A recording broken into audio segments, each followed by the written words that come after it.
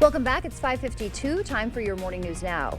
Investigators discovered the remains of a missing Clark County woman. The body of 27-year-old Cassandra Ion was found in the town of Brighton more than 3 years after she vanished from Unity. Her ex-boyfriend, Jesus Contreras Perez, is already serving life in prison for her murder. A jury convicted him last summer of first-degree intentional homicide and hiding her body. An 84-year-old Minnesota man arrested in a decades-old murder case will head to court today. John Miller was taken into custody last month, you may remember, accused of killing Mary Chalace in 1974.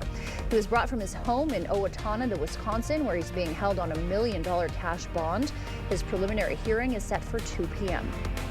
Wisconsin farmers are pushing for urgent action in Congress as a critical piece of agricultural legislation sits stalled there.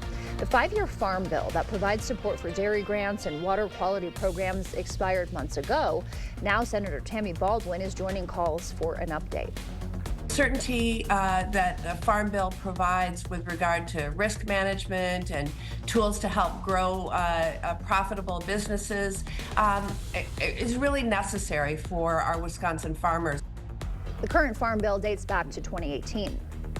South Korea's president is facing calls to resign this morning after lifting a brief declaration of martial law. The president imposed that yesterday out of frustration with the opposition, but then reversed it just hours later. South Korea is a vital U.S. ally with more than 28,000 American troops stationed at bases throughout that country. And La Crosse drivers could see changes in neighborhood parking. A proposed ordinance would let property owners decide how many off-street spots to include, dropping the current rule linking spaces to bedroom count. If you add 2 parking spaces together, that's about 600 square feet, and you could have a housing unit in that, or you could have a backyard cottage in that. The proposal heads to Common Council next week. And a reminder for you, News 8 Now's Joy of Sharing event is Friday. We will host 2 donation drives this year, one at Festival in Onalaska, another at Festival in La Crosse. We'll be collecting monetary donations, food, and toys while we're there. All right, here we go. We're going to see possibly our highs getting into La Crosse. We could see it around the noon hour. We've got mostly cloudy skies pretty much during the morning hours and into cloudy skies by the afternoon.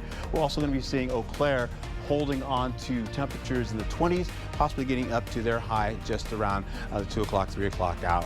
Here's a look at your temperatures across the board for everybody. 33 for La Crosse, 28 for Eau Claire, and then of course down to the south you're looking at 37 in Prairie du Chien.